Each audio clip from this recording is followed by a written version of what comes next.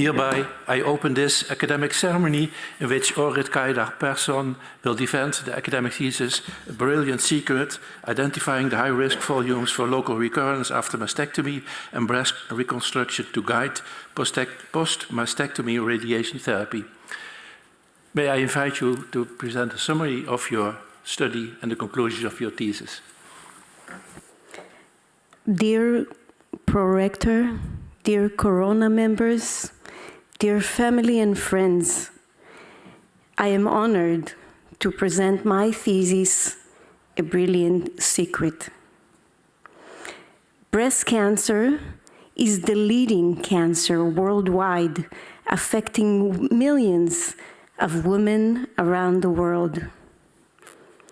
The majority of our patients are diagnosed with a disease that we can cure by a combination of therapies. Surgery aims to remove the main tumor that we can see on imaging.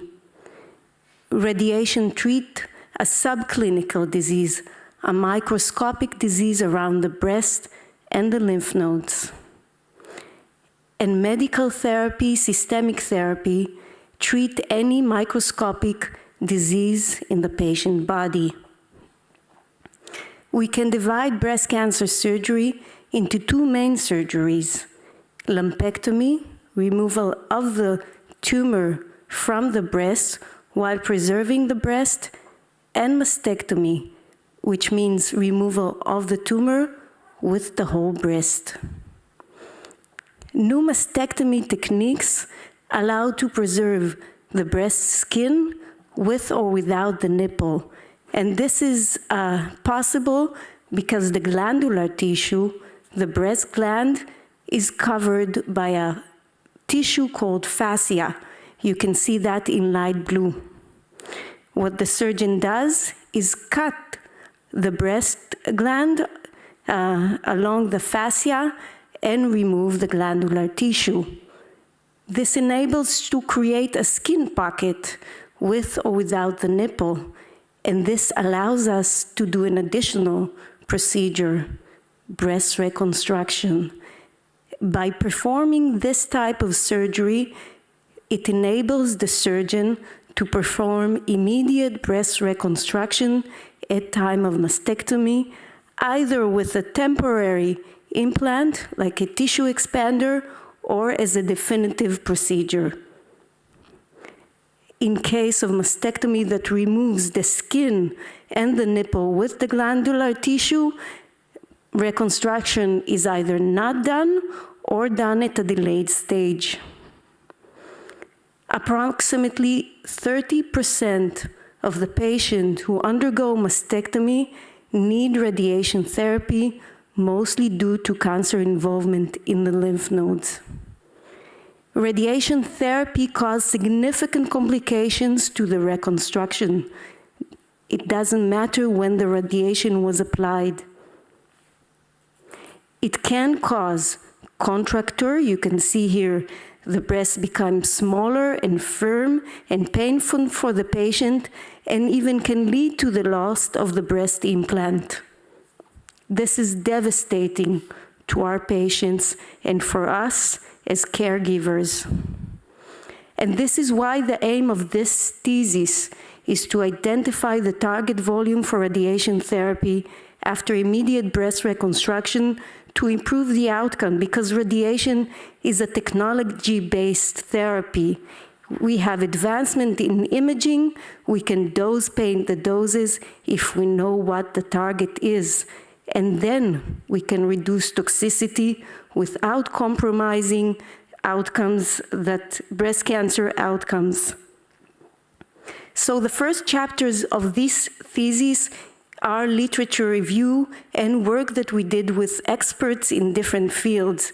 We worked on the mastectomy and reconstruction technique to understand them better and to understand what are the target volumes for radiation, such as residual breast tissue, and to identify where the local recurrences occur after different types of mastectomies, and we aim to develop delineation guidelines to guide radiation therapy after immediate breast reconstruction. And what we know in theory, that the surgeon must cut along that fascia that covers the glandular tissue, but in reality, the superficial part of the fascia is often not seen clinically by the surgeon.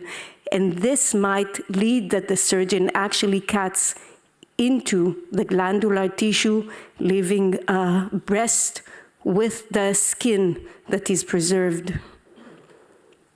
Mastectomy, per definition, is removal of the breast gland, but in reality, what we found is that all types of mastectomy, whether you preserve the skin or not, leave residual glandular tissue, which the amount is is higher in the nipple sparing procedure, followed by skin sparing, and least in the mastectomies that don't preserve the skin, and mostly seen or found underneath the nipple in areola complex and in the upper outer quadrant of the breast. In theory, as mastectomy is removal of the breast, we should not find any differences in the rate of local recurrences, where they occur, or the timing. But in our literature review, we found that the location of the local recurrence is dependent on the type of mastectomy, the type of reconstruction, and is associated with the area of the primary tumor bed. For example, in the skin-sparing, nipple-sparing procedure, what we saw that the recurrences almost exclusively happening in the fat layer beneath the skin and in the skin. With regards to timing, we found that the local recurrences occur earlier in the skin-sparing, nipple-sparing mastectomy. For example, a mean of 2 years compared to 4.4 years in the non-skin sparing procedures. So we managed to develop delineation guidelines after immediate reconstruction to plan radiation.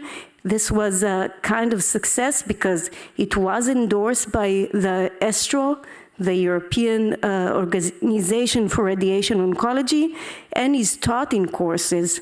But in reality, it's not always easy to delineate according to these guidelines. It's not always easy to plan radiation according to these guidelines. This is why we performed a supplementary study with the Danish Breast Cancer Group to guide how to plan radiation according to these guidelines. And actually, consensus guidelines based on literature review need clinical validation in prospective studies. The core chapters of this thesis is a clinical validation of our findings. We did a histopathological study. We assessed the residual breast tissue according to different types of mastectomies. This is part of the SECRET project, and assessed the location of local recurrences according to the local therapy. And what we found in the histopathological study, and this was on DCIS, which is a non-invasive neoplasia of the breast, so we assume it won't invade a tissue that it's not the breast, not the skin. And what we saw is that the fascia is so delicate, it might not be even seen on a microscope. So we have no actual border, not for the surgeon to cut. The glands and the DCIS, the non-invasive neoplasia, can extend up to the skin. So there is no actual border for even a benign neoplasia or the surgeon to cut. And pre-therapy images in those cases showed the DCIS near the skin. So we need preoperative planning. And these are our recommendations based on those findings, that even in cases that you know that you need upfront surgery, relatively simple case, is not complicated oncologically. It mandates planning with a multidisciplinary team. You need a radiologist, you need a pathologist to guide these treatments. The SECRET project, we evaluate residual breast tissue after different types of mastectomies, and we had 2 cohorts, one from the Netherlands, which represented the non-skin sparing procedure, and one from Sheba Medical Center with immediate reconstruction, skin sparing procedure. And again, what we found that in the skin sparing procedure, they leave more tissue covering, assuming that this is more residual breast tissue. Again, we saw that most of the recurrences occur in the fat below the skin.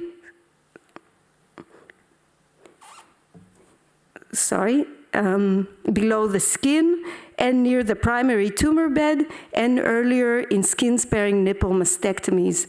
But as these are 2 retrospective cohorts, we have a lot of potential bias, and this is why from this, I would say you should take these results with a grain of salt, but this is definitely thought-provoking.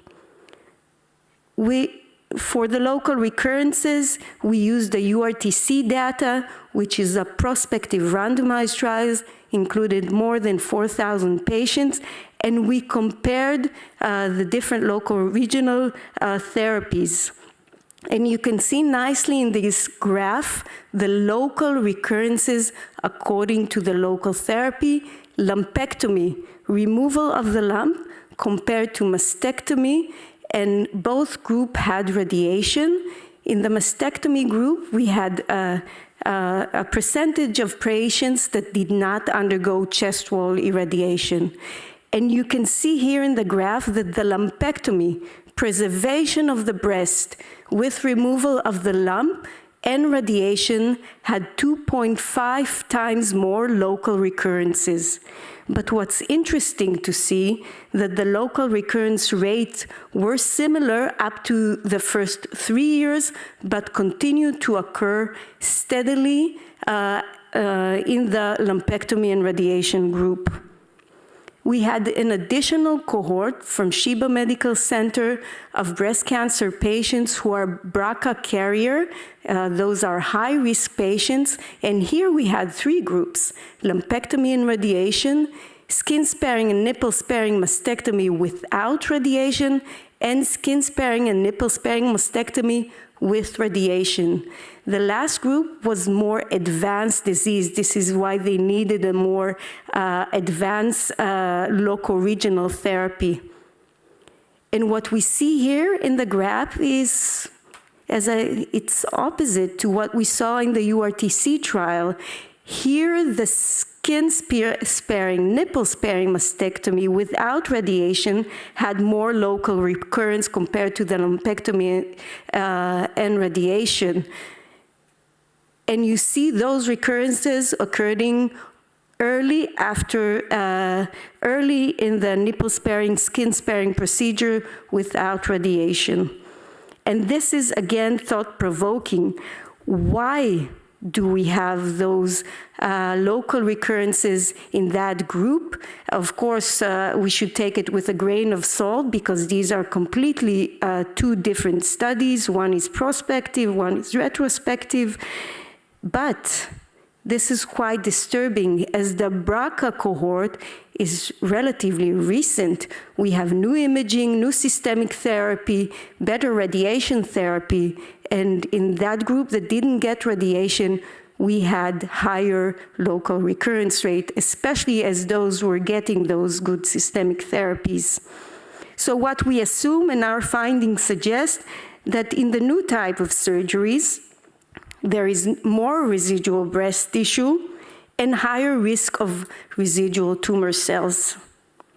So the last chapter of this thesis is the BRILLIANT study. Both the BRILLIANT and the SECRET studies are still ongoing, and we are still in the process of developing the BRILLIANT study. This is an MRI-based artificial intelligence tool to identify the high-risk regions of breast tissue after mastectomy and reconstruction.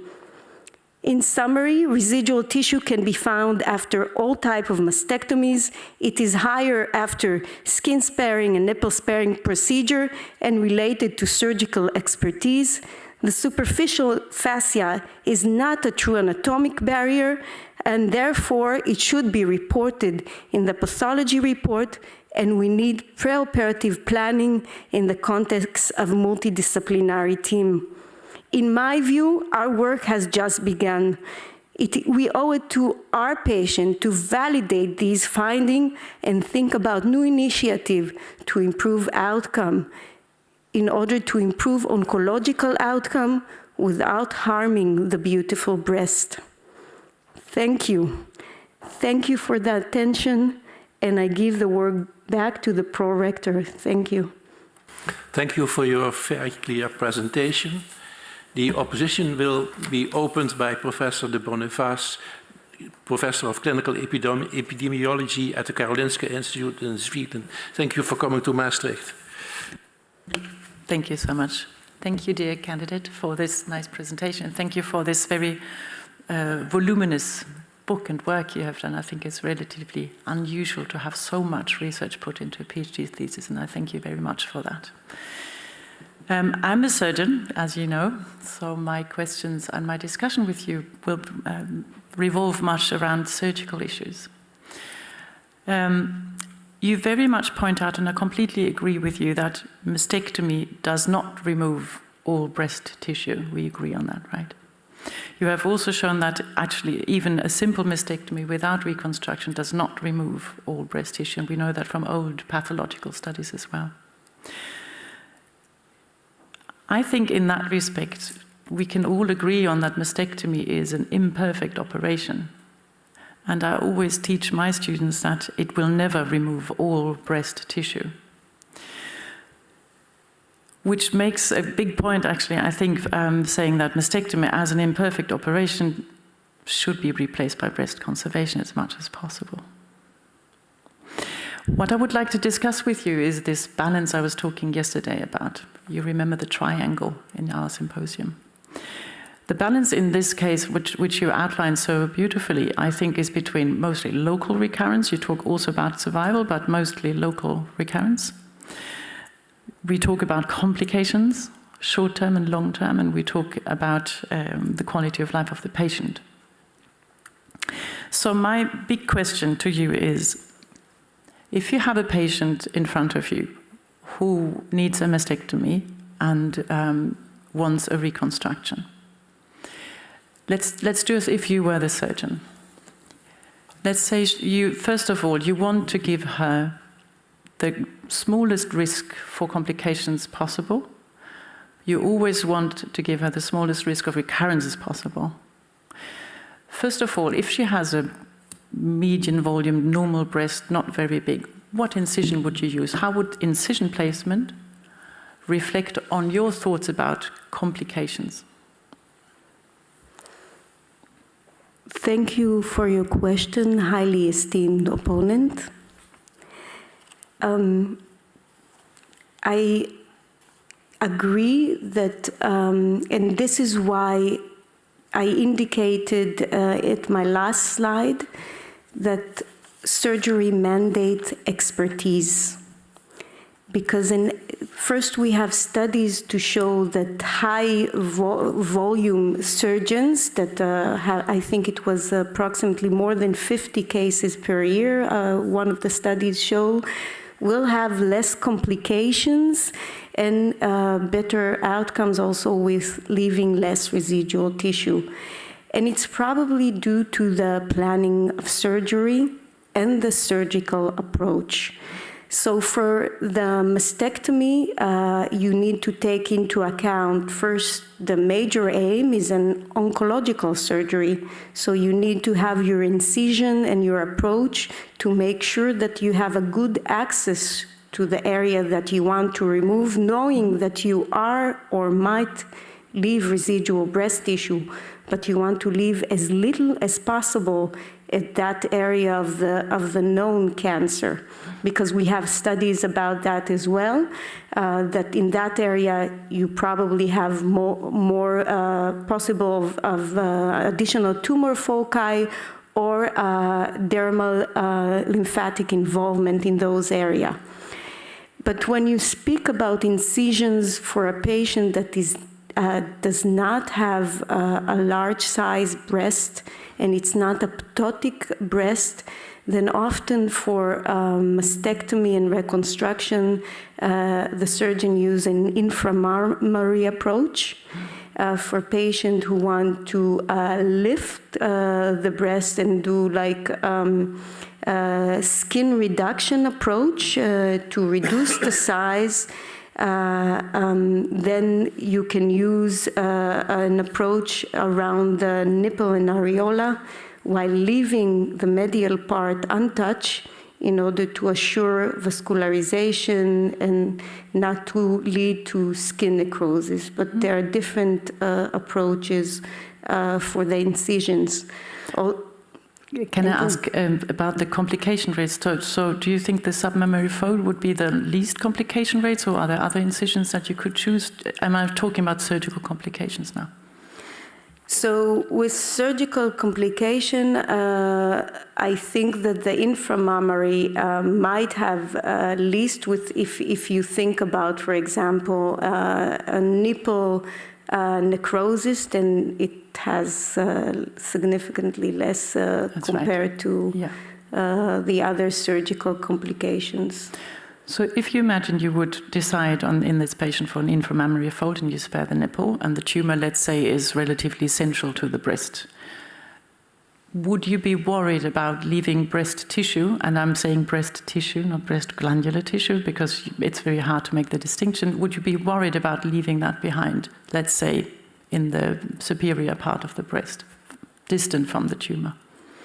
I would say that I would be worried, but it highly depends from the distance. We did see in the brilliant study that also the amount of tissue that was left in that area, the left upper quadrant, was also associated with the axillary approach and the nodal burden that the patient had. It might be a bias due to the way our study evaluated that, so we might be looking into additional fat or subcutaneous tissue in the breast, in the axillary tail. But I would say that, yes, it might be a risk of leaving tissue over there. Yeah, and the main point is here, I think, if you're worried, there's one worry, which is leaving tissue behind. Is that actually a worry for this patient having a higher risk of a new breast cancer in that location? I would worry less about leaving residual breast glandular tissue as a risk for second primary, but this is highly associated with the individual case, with the patient's own risk for developing a second primary, because at least we have some literature data about the skin-sparing, nipple-sparing mastectomy, for example, in the patient who are having risk-reducing mastectomy, and in which, obviously, those patients have residual breast tissue, like I showed. And even in our study, we showed that the surgeons tend to leave more tissue. These are considered safe surgery for this population, and these are high risk to develop cancer, so I'm less worried, but this is on an individual case based on the patient risk. And you make this distinction, and I think that's really important to point out, that there's a big difference in doing mastectomies in BRCA carriers or other gene mutation carriers and the standard non-hereditary risk patient, right? Yes. What I like to just point out is that I agree with you that we should not do bad surgery. We should try to leave as much as possible, finding this balance between not risking surgical complications, which have a very serious impact on the patient's life for many years to come, and the impact that residual tissue might have on local recurrence risk. But if I remember correctly, your study looking at the volume of residual tissue and the risk for local recurrence did not show an association. Yes, our study did not show, but our study had, in my view, different flaws that might cause this that we were unable to prove. All the patients had relatively a large residual amount of tissue left. This is one point. So it was very difficult to compare. We had overall small number of events of local recurrence. So maybe if we increase the population of that study and have different surgeon operating, leaving different amount of tissue, then it might, and more events, then we might be able to prove a point. But I think the main risk, based on the literature and our work, is the main risk is leaving a lot of residual tissue around the area of the tumor. Yeah, and I completely agree with you there. Now, this brings us to the point of you saying we're talking about increasing the risk of, and I think we should also be talking about the absolute risks. I completely agree with you. You decrease the risk of local recurrence by more radical surgery, probably. You increase the risk of surgical complications. But the absolute risk for local recurrence after non-BRCA mastectomy, even skin sparing, is at 10 years between a few percent. So I agree, but we did ask ourselves that question, and this is why we had subsequent studies that were not incorporated in this thesis, and now we just recently published a comparison to a non-BRCA cohort that underwent skin-sparing, nipple-sparing mastectomy. This was recently published in the Green Journal. And as a tertiary center, these were treated all over the country. Was not only in my institution, and we had similar rate of local recurrence. So we are very worried that what drives those local recurrences is residual disease rather than residual tissue, for example, in the BRCA patients that are a bit higher risk to develop an additional new primary. And I think that's exactly where the distinction needs to be done between non-BRCA and BRCA, and between residual cancer and residual tissue. Thank you. Thank you. Thank you. I'm sure you can continue for hours. The opposition will be continued by Professor Dotwell, Professor of Clinical Oncology at the University of Oxford. Also for you, welcome in Maastricht. Thank you very much. Dear candidate, thank you for bringing us all here on this wonderful occasion and to see this city where I've never visited before. And thank you for the scope and the quality of the work that constitutes your thesis. I have some short and perhaps some longer questions that we can talk through. So a generic question, I wondered if you might just briefly discuss, which is we spoke a lot yesterday in your thesis, the distinctions between observational evidence and randomized evidence are clear. You talk about both studies within the totality of your work. I wonder if you could perhaps for the audience as well as for us explain what we hope to get out of observational data and what we hope to get out of randomized evidence, and how those two outcomes, those two pieces of evidence can complement each other. Thank you very much for your kind words, highly esteemed opponent.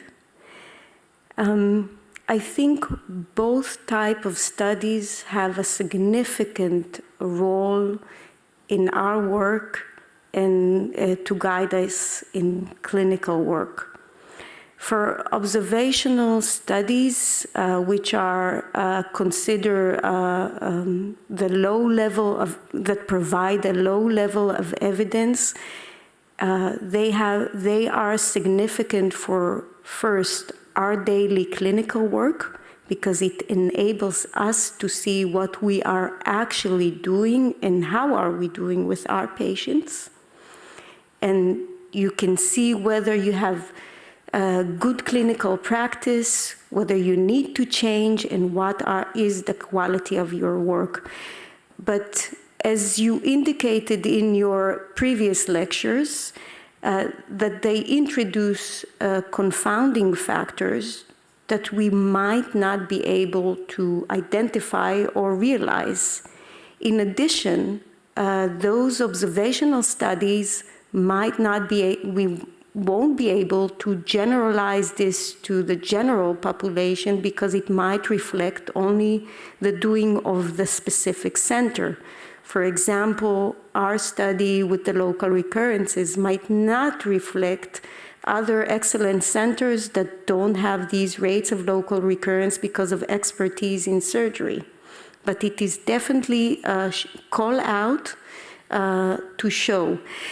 With regards to randomized control trials, since it is randomized, you stratify according to key things that you think that might influence the results, and you are able to control for them, then they reflect the best as you can for the question that you have for your research. And the highest level is obviously those meta-analyses that are case-based, not those that we are based on systematic reviews, but those who are done, for example, by EBCTCG, which you have an access to the actual CRF of the trial, and you review that data. Thank you very much.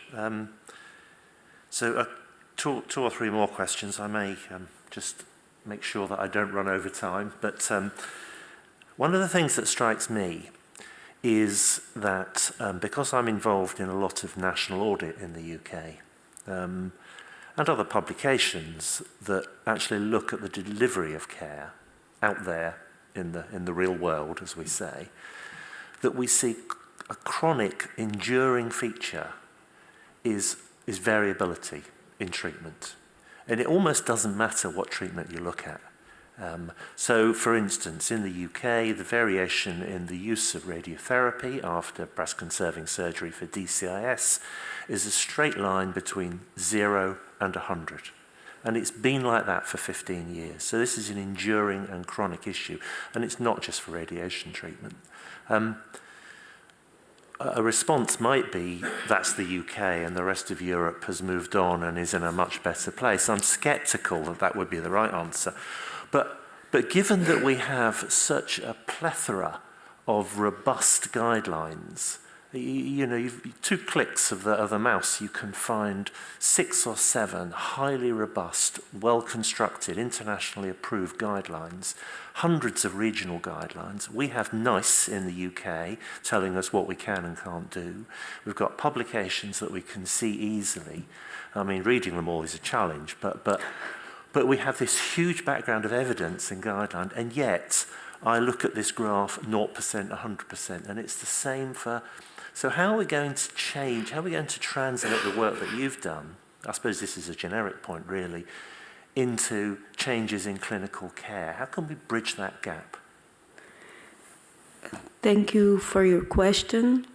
I think this is a problem for everything, not in medical practice only, as you indicated that it's across therapies.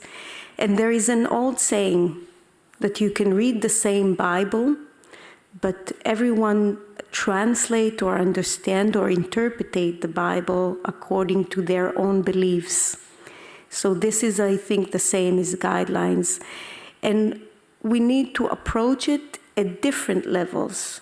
The international level, we are obligated to involve people that are leaders from each country, and we are obligated to provide high level of evidence like the EBC-TCG meta-analysis, which support also randomized controlled trials that are done within the countries, because it sucks into those meta-analysis. And we also need to provide quality indicators like EZOMA is doing, but those quality indicators should indicate for countries that can be at the highest level, but also a quality indicator is minimal requirement to do best of care. The second level is national. We need to address those stakeholders like the Ministry of Health and explain why it's so important that they have some sort of supervision of adoption of those guidelines and recommendation, even the minimal requirement, because we know that eventually those stakeholders are looking into costs and cost effectiveness. And if we treat the population correctly, it will bring back money to the state and have a good quality of life and for the people of that state. The other level is the institutions, how we make the institution be interested in making sure that their employee are following those guidelines. And again, we need to speak in what makes them interested. And it's a lot to do with money and health economics. And then we need to address the individual doctor. We need to find some sort of incentives so people will want to self-educate, be better, and follow those guidelines. Thank you very much. I was hoping I was writing things down that you were saying, but I'm sure you can fill me in later. So finally, he says, nervously looking at the chairman for time, I wonder if you could just briefly, perhaps going back to your work, specific aspect of your work, which is the thing that's really, the final chapter, I think it was the final chapter, the MRI-AI approach. Now, obviously, I'm a big believer in randomized evidence. Do you plan to introduce that into a trial or trials? Is that something that you've thought of? I'm sure it must be, but maybe you could elaborate on that briefly. So thank you for your question. Yes, we do. I don't think this tool currently is valid for clinical use. The BRCA publication chapter that we used in this thesis is called a pilot study. We just wanted to make sure that we have the system running. But it is really an initial phase of the development. These are done on a MRI sequence that is still not the final one that we aim to use. We want to incorporate different sequences of MRIs in order to that. And after we do that, we have another retrospective validation just to see how fast the system works and to see if we get a clinical signal. And then we aim to collaborate with groups that are performing study and to give them the ability to use this tool and to validate this in a prospective clinical trial. So yes. Thank you very much. I think I'll stop there in the interest of time. I have another question if we have time at the end, but I'm guessing we probably won't. Okay, thank you. The opposition will be continued by Professor van der Hulst, Professor of Plastic and Reconstructive Surgery at Maastricht University. Thank you. First of all, I would like to congratulate you with this wonderful thesis and also your team of supervisors. But of course, as a plastic surgeon, I have some plastic questions for you. We will start at the end of your thesis, at chapter 7.1 and 7.2. There you explain that you measured the chest wall thickness.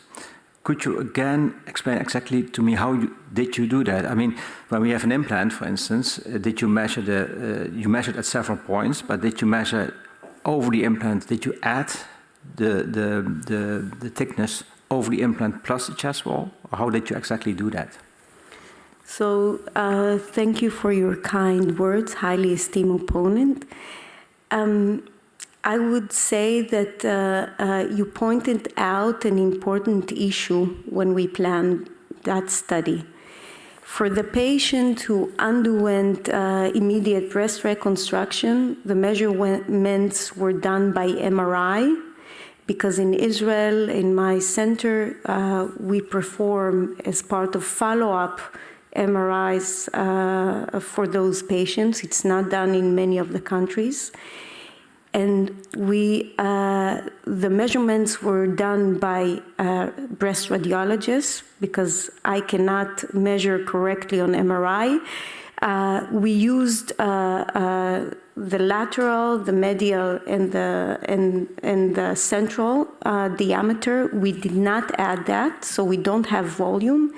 And she also measured the diameter in the most thickest area of the chest wall. So these were the parameters, but we didn't add, and we didn't add volume. Okay. My second question is a little bit in relation to that, is so you compare the cohort from Israel to the cohort of the Netherlands, and one of the conclusions was that the thickness is thicker if you use an implant.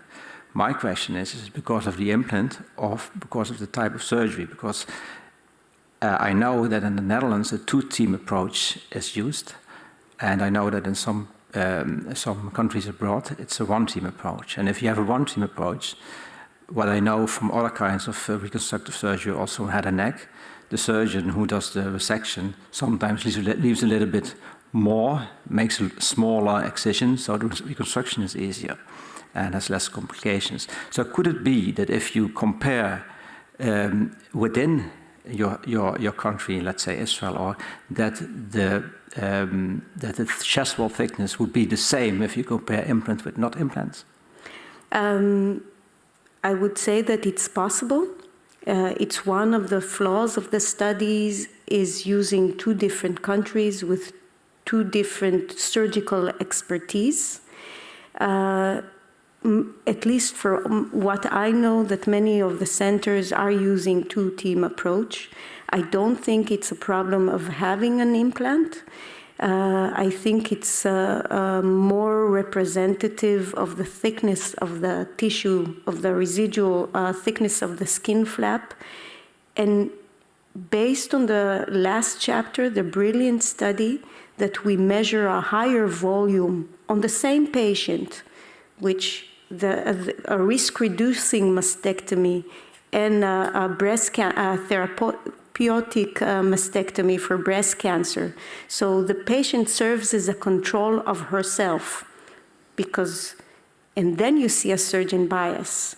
In the risk-reducing mastectomy, you have a thicker skin flap on the same patient, same BMI, same timing of an MRI, so you don't have an atrophy caused by the implant or something like this, because the procedure were done at the same time. So I would say it's a surgeon bias, partly expertise. Okay, thank you. As you know, and I understood that one of my colleagues, Stefania Tunder, gave a presentation yesterday. We do mainly autologous reconstructions. Do you think that would make a difference in skin flap thickness, and then, of course, as a consequence also on your results? So I do not think it will make a difference on skin flap thickness, depending on what type of autologous reconstruction are you doing. Mm-hmm. If you're doing a mastectomy with skin reduction, and you're taking an autologous with, for example, skin, then it might have an influence about the radicality of the procedure. But for example, if you're doing a skin-sparing procedure with a diap without any skin or very little skin that you're taking with that, you're risking to have residual breast tissue like any other procedure. And we show that. We have in one of the papers that we published that is not within this thesis, we did a review about the autologous reconstructive procedures. We gave an example of local recurrence of DCIS occurring early after a DIAP procedure.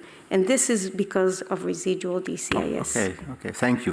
Just 1 minute of 30 seconds to convince me to, you say you are encouraging centers to be involved in a DIAP study. And we talked about observational studies. I have the observation that now and then I see a patient who has been irradiated on a DIAP flap and it's really a disaster. And then I don't have other options. So it's different with an implant. If you have a failure of an implant, you can do autologous. But if you have an autologous disaster, I cannot do anything else. So that's the reason for me, although it's only one patient maybe in 50, that I want to be involved in the study. So 30 seconds to convince me to the study because of time. Your question was already more than 30 seconds. Okay. But please go ahead. Yeah. So apology, but can you repeat that? No, I cannot. I'm not allowed, I think. To convince you to, sorry. We will discuss this subject, I think, after this defense. But thank you for your answers. I give the word back to the rector. Thank you. The opposition will be continued by Dr. Van Nijnaert, a radiologist at the Maastricht University Medical Center. Thank you. Dear candidate, I also wish to congratulate you and your supervisors with your thesis. I sincerely enjoyed reading it, and I truly appreciated the multidisciplinary and also the international approach in your thesis, which stimulates, I think, the implementation of your findings. And next to that, I was impressed to read by the fact that you managed to become a current expert in your field while being first a military GP, mother and trainee in radiation oncology. As a breast radiologist, of course, I've prepared some questions as well. And in particular, I'm also interested to discuss with you chapter 7.1 and 7.2. So it was discussed before, but maybe first of all, my first question is, are you aiming to detect residual breast tissue, or are you aiming to detect residual fibroglandular tissue? Thank you for the kind words, esteemed opponent. I agree with your question, and you noted exactly by your question what we done in the Brilliant study, the pilot study. We currently are unable to detect the fibroglandular tissue, but the residual breast with the fat itself. We are working currently on MRI sequences, FGT, to try and identify better the fibroglandular tissue. And we're working on sequences of background parenchymal enhancements of MRI and subtracting that in order to capture more accurately the residual glandular tissue. But these procedures mandate meticulous work by a breast radiologist. It's not me doing it. We're working with a lab that collaborating with expert. And since we do see also differences between different radiologists in identifying and segmenting those tissue, it takes time and validation. So, yes. Yeah, thank you. I understand. As you also refer to the paper of Ramona Mojtek, it is possible to at least give a confidence scale and at least a potential detection of areas of fibroglandular tissue, and then particularly, of course, in the inframammary fold, in the case of nipple-sparing mastectomy in the retroareolar area. Have you already asked the participating radiologists to look at it, for instance, also rather than doing only the volumetric measurements? Yes, we are working on teaching the system in order to identify and segment the volumes where there is more residual glandular tissue. We know from studies that in the area of the inframammary fold, there is less breast tissue, for example, from pathological studies. So we are working on that, on improving the system. Thank you. Yeah, I would be very interested in that.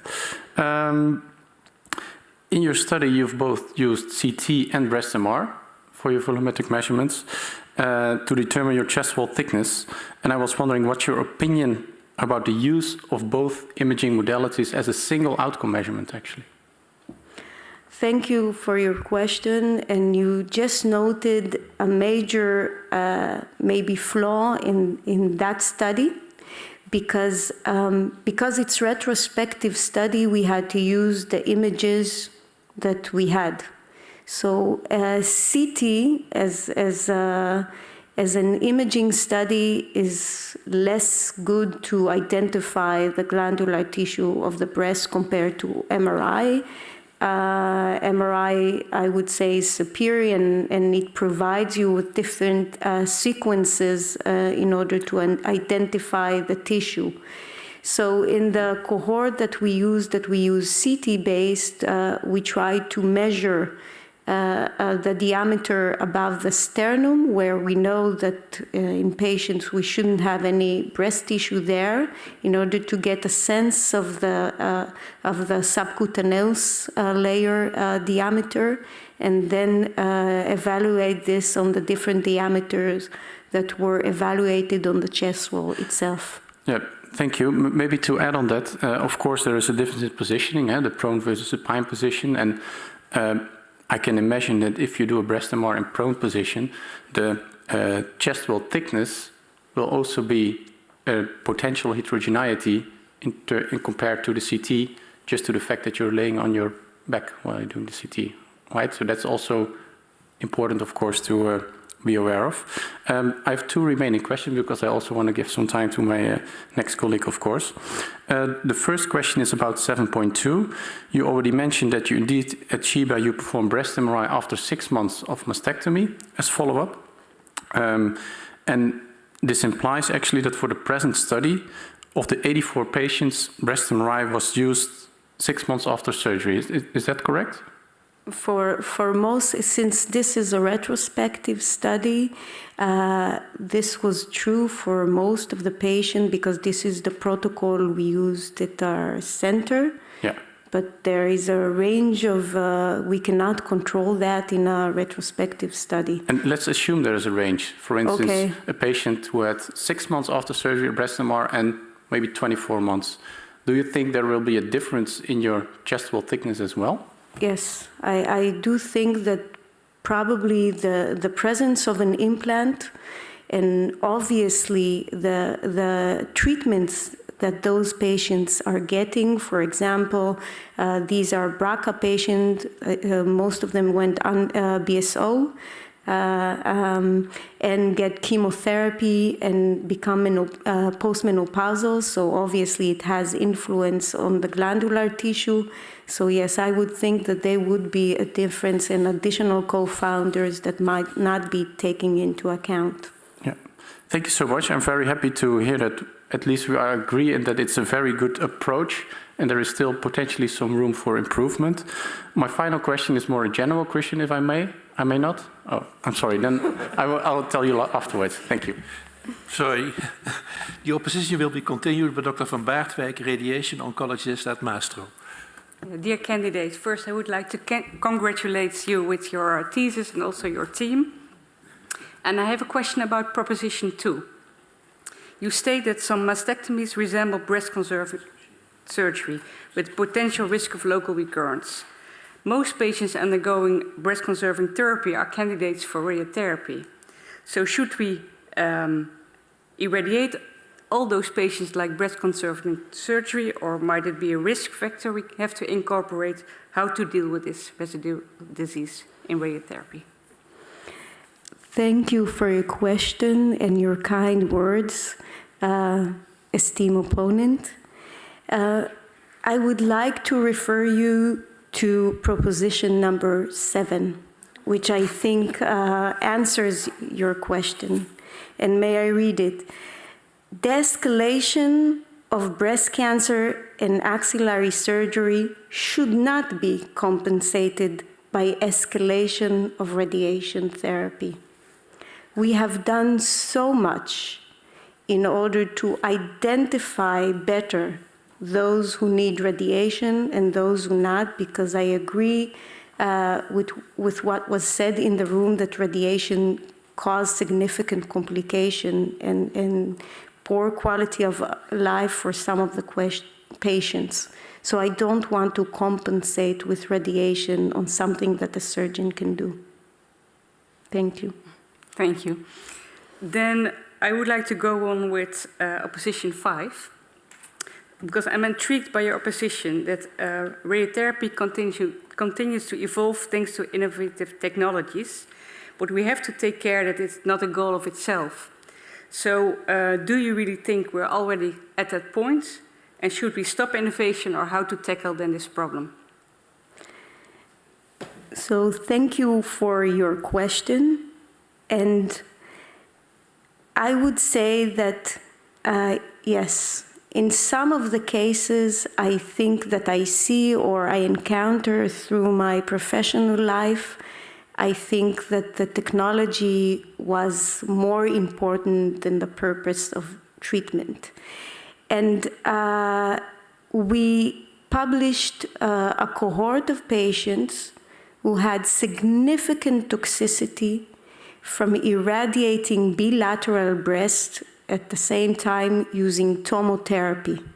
It was the new technology on the block without thinking of what will happen when you give those patients a dose bath of radiation therapy. And we saw toxicities that we never encountered before using 3D planning, the old known technology, or 2D-based planning. We saw hepatitis, we saw pneumonitis, we saw toxicities that we caused just simply by using the technology.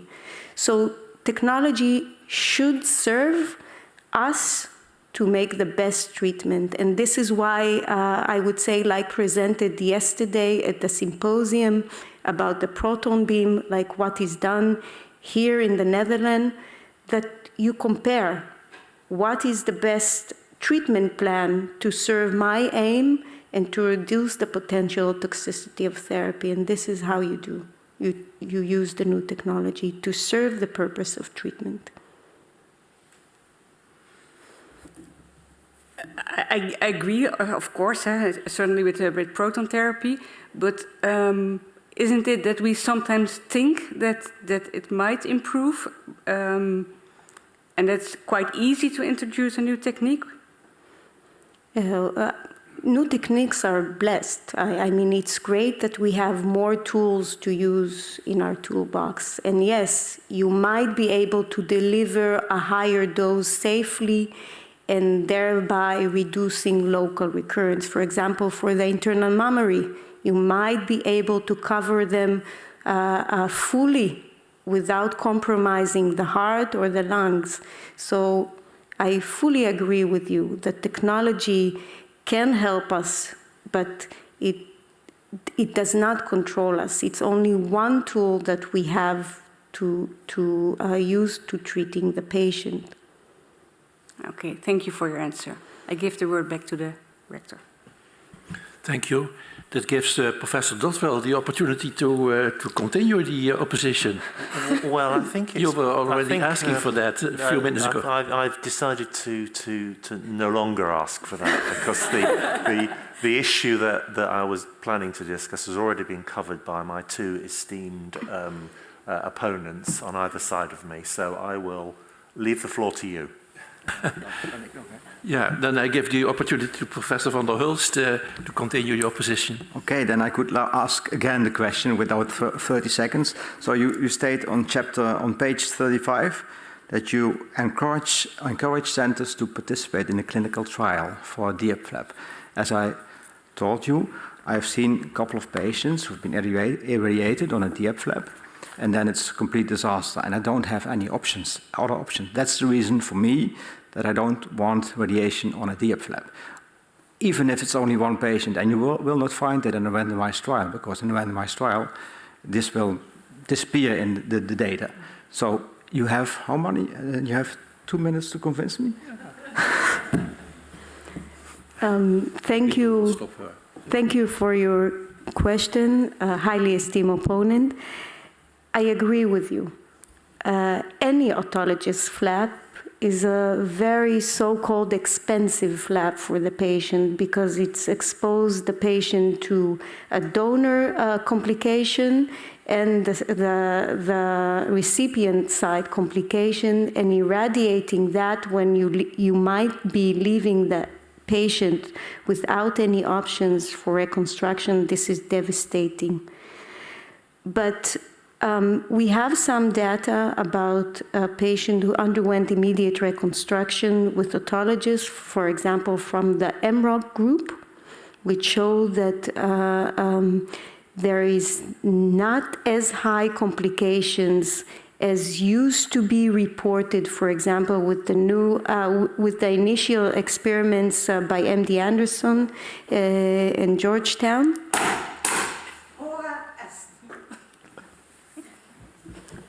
You can finalize your answer if it's quick and short, but we can also decide to stop here. Okay. Yeah? Okay. Orit Kaidar-Person, the time appointed for defending your thesis has passed. The degree committee will now withdraw to discuss the quality of your thesis and your defense. I request that you and your company await the results of our deliberations and our return in this room. Thank you.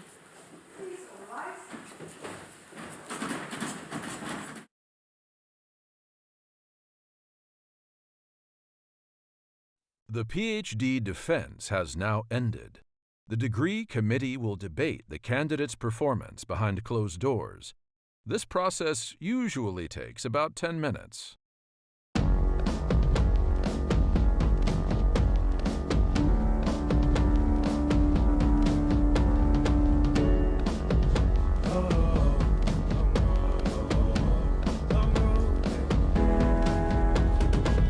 Long road to the south side.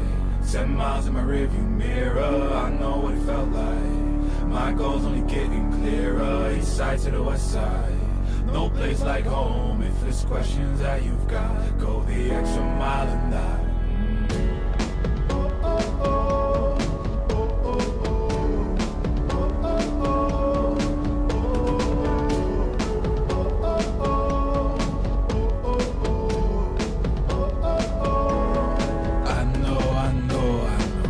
On the line, I know you know that I can't read your mind. Years can't fly by now, don't waste all your time. Cause I'll go the extra mile. Long road to the south side, 7 miles in my rearview mirror, I know what it felt like.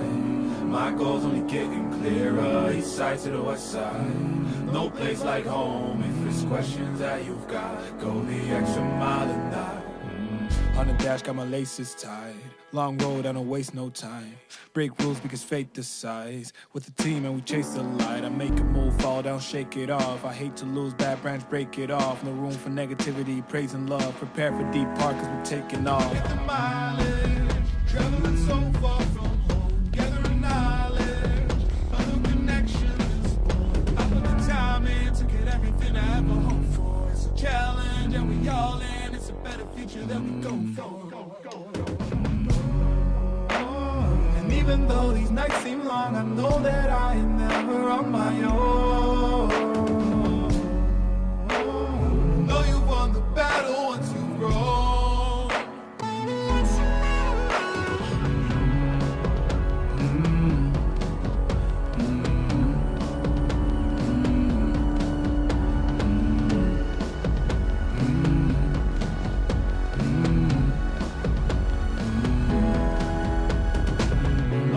South side, 10 miles in my rearview mirror, I know what it felt like. My goals only getting clearer, east side to the west side.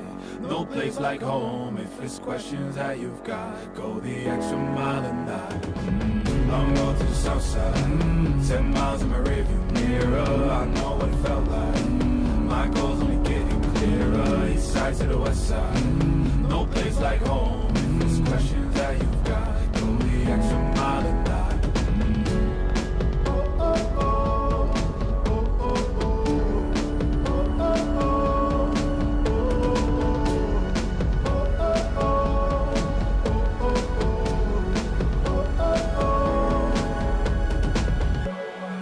what's on the line. I know you know that I can't read your mind. Years can't fly by now, don't waste all your time. 'Cause I'll go the extra mile.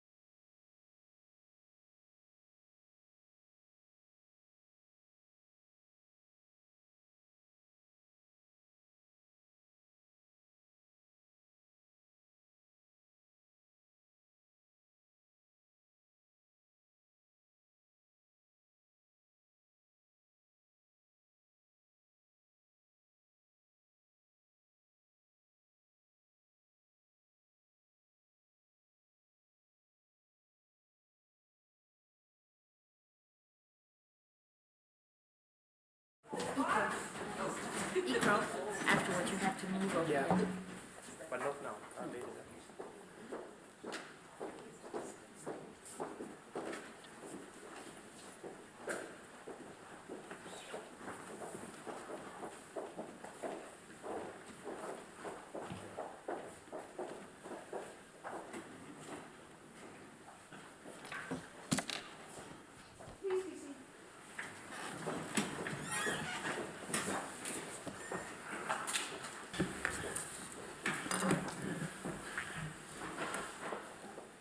Orit Kaidar-Person, the degree committee here present has assessed the quality of your thesis and your defense today.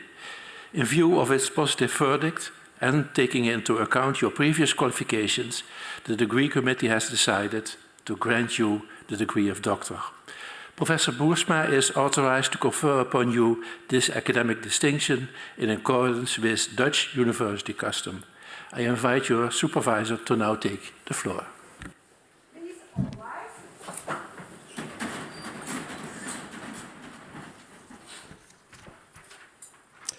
Do you promise to work in accordance with the principles of scientific integrity at all times, to be careful and honest, transparent, independent, and responsible? Yes, I promise. By the authority vested in us by law and in conformity with the decision of the committee here present, I hereby confer upon you, Orit Kaidar-Person, cum laude, the degree of doctor, and grant you all rights attached by custom and law. As evidence of this, I now present you with the degree of certificate signed by the rector, the secretary, and other members of the committee, and affixed with the official seal of the university.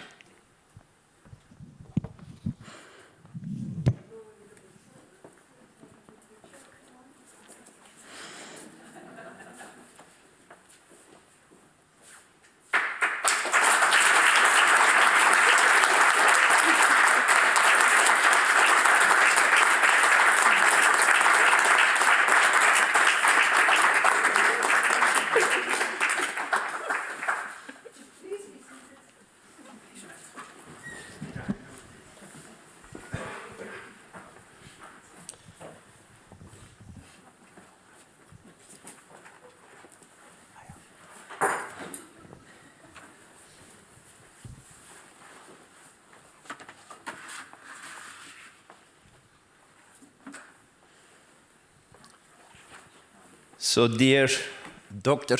Orit, I have the privilege and the pleasure to, on behalf of your committee and the entire Corona here, to congratulate you as one of the first with your degree. Now, obtained cum laude means something special in the Netherlands. It's maximum 5%. And the last years it was much less. For example, in 2014, only 2 out of 287 PhDs in the entire Netherlands were granted cum laude. Nowadays it's a little bit more again. But it's so well deserved. It's not only your promotion team, on whose behalf I speak, but also a lot of other colleagues and friends who were involved in this journey. And they will happily testify in this. And you never run alone. Without support of Benny, RS, Alon, Oren, and your mom, this would never have been possible. So, when you started your PhD trajectory, you were not just a starting MD pursuing a PhD, but you already had an impressive career behind you, both with your family and in science. Our paths crossed many years ago, thanks to our late friend, Abraham Kuyten, who introduced you to the European Theatre of Radiation Oncology. The first trace I found was a meeting of the ERTC Radiation Oncology Group in March 2012 in Grenoble. And the same year, the autumn meeting of the Radiation Oncology Group was organized by Abraham Kuyten in your hometown, Haifa. And there we decided, I was at the time the secretary of the radiation oncology group, that a new young radiation oncology group of the ROC needs to be formed, and this became the YROC, and it was shared by you. The seat of the PhD was a little bit later. In 2015, you were working as a fellow in Chapel Hill in the United States with our friend Larry Marks, and you wrote me a letter with a clinical case that you published. A challenging anatomy following a mastectomy with immediate breast reconstruction with a, let's say, big implant. And Larry was not so happy that you sent this also to me, because he said, this is easy. You just put two tangential fields and that's all that you need to do. And I thought afterwards, yeah, Larry also published that he put a heart block in it to reduce the dose to the heart, and that subsequently he saw more recurrences underneath the heart block. So I was, in contrast, very interested, and I said, yes, this is a challenging topic. And remember the patient I treated in Barcelona in 2010 already, showing this slope around the reconstructed breast. So after a return with our dear friends ICRO, together we are the Three Musketeers, you participated in the fellowship, the ECI, Early Career Investigator Fellowship organized by EORTC. And the last year you gave me a t-shirt with the three of us pictured on the heads of the Three Musketeers, Athos, Porthos and Aramis. And as well, something particular, my head photoshopped on the one of Yoda, that you all know, of course. Around the same time, Orit was identified together with Rafi Pfeiffer as the aimed representative for Israel for the first Assisi think tank meeting in 2016, organized by our dearest friend Cynthia, who is present here as well. In a similar way as the Skagen meetings that started a couple of years before, organized by, among others, Birgit, who is present here as well. So based on our exchange of thoughts before the ATTM, we said, yeah, one of the topics should be radiation therapy after mastectomy with breast reconstruction, the timing, etc. So you were so nervous that you even made, you told me later, an Excel with links to all the references for in case that there would be questions that you could not immediately pull out of the sleeve of your jacket. And in the same year, the first ATTM white paper of many already now has been published in breast cancer research and treatment. And then in May 2017, when you and our dear friend Marie Chouao were in Ottawa as invited speakers for the inauguration of the first gamma pot device outside of the US, I proposed to Orit, don't worry, Benny, I proposed to start a PhD trajectory. It was named Breast Reconstruction and Radiation Therapy, a Happy Marriage. The first version was in 15 May 2017, including the names of many here, of course, Birgit and Lisbeth, who Orit met first in Assisi. The rest is history. We had meetings at EBCC and Nestro in 2018, and in May 2019, together with Dirk, we formally initiated the PhD project at the University of Maastricht. And then the rest is history. It went so incredibly smoothly. It was like really being a member of a family, of a dream team. And you not only worked on this impressive thesis, but also a lot of other papers. Some of them were mentioned in the discussion, and even 2 books. You have an impressive age index of 36. And this led, and you're too modest, this led to a number of signs of recognition and positions that are not just because of the work, but also a kind of honorary component, and they're not in your CV.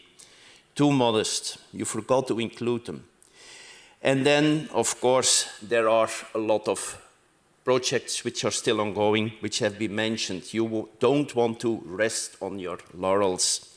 And we and our patients are extremely grateful for that, Orit. So this evening we'll have time to the more informal parts of your contribution to the medical society and to humankind. But let me here just mention that you did this while being a mother of 3, running marathons and preparing for a triathlon. So amazing. I will never forget the Estro Estafette run where Gustavo, who was in my team, he ran away from you at the start of the lap. And I knew, oh no, Gustavo, don't do it. So halfway you overtook him. And at the end, you beat him with many lengths and our team with nearly an entire lap. So to end this laudatio, I say you, Orit, on behalf of the entire team and all others involved, that it was and is a true privilege and pleasure working together on this happy marriage. So we had many discussions. Sometimes we agreed from the start. At some occasions, I adapted to your thoughts. At others, and they're very rare because she is a real stubborn Taurus, you aligned with me, and in most occasions, very strange. You wrote and you told, I disagree. And then but no, we agree, but still you said to disagree. So let's follow each other's paths for many more years. Congratulations, Orit.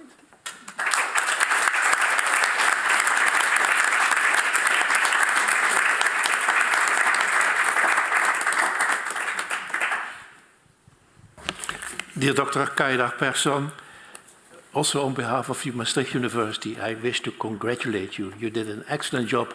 It's almost impossible to repeat what has been said already, but you did an excellent job, and congratulations. And I wish you a lot of success in your future career.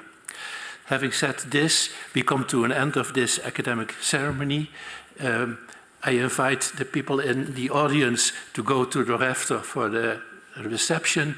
We follow a little bit later. We make a few pictures on the stairs, but we will join you. And with that, I close this academic ceremony.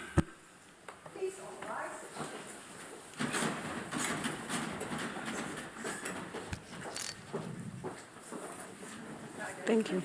Don't mention, and then you can leave the booklet here.